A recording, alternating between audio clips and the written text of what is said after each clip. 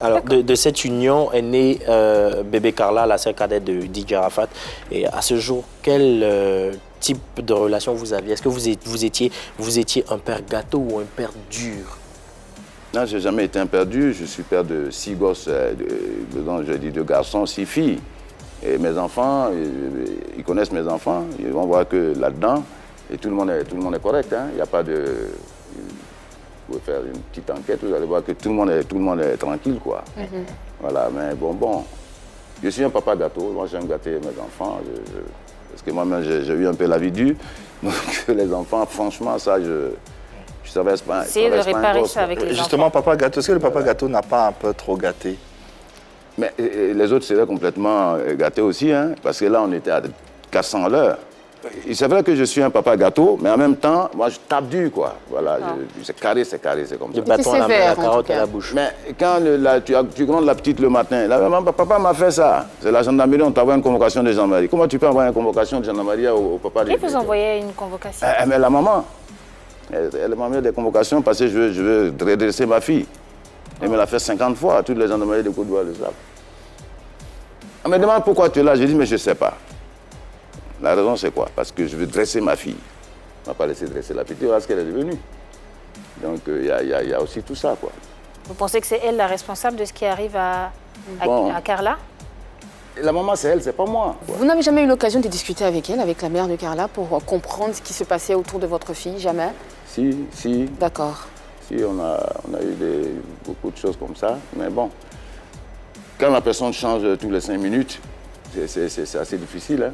Mais vous avez tout de même une responsabilité qui vous incombe dans l'éducation de cette dernière. Au-delà de la mère, de la relation mère-fille, il y a une responsabilité qui est la vôtre. Oui, la mienne est là. Mais la mienne, c'est moi, ça se limite, c'est vrai, il y a les sentiments. J'aime bien ma fille. Ma fille, vous allez lui demander, elle va dire, papa, j'ai pas de problème avec papa. Elle va jamais dire sur un plateau que moi, je lui ai fait des bêtises, des casses.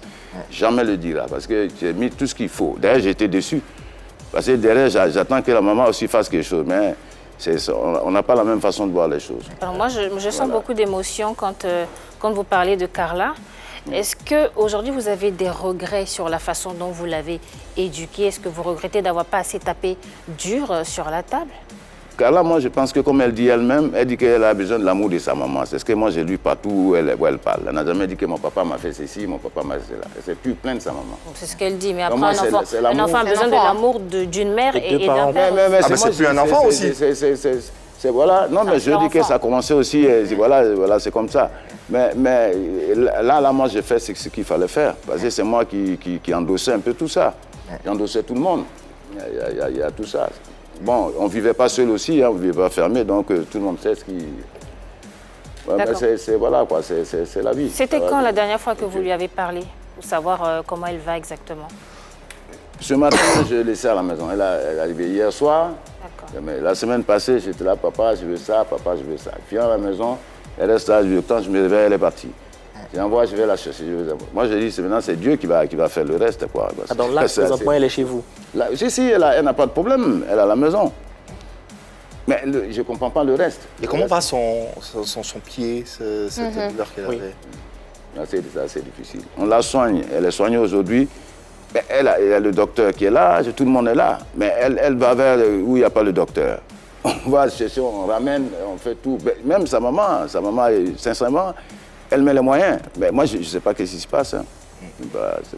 Croisons les doigts pour que tout aille pour le mieux pour notre chère Kéké Carla, qu'on salue au passage. On lui envoie toutes nos bonnes pensées dans l'espoir qu'elle se rétablisse et que tout aille pour le mieux, tant pour elle que pour ses parents qui sont très plébiscités, très aimés en Côte d'Ivoire.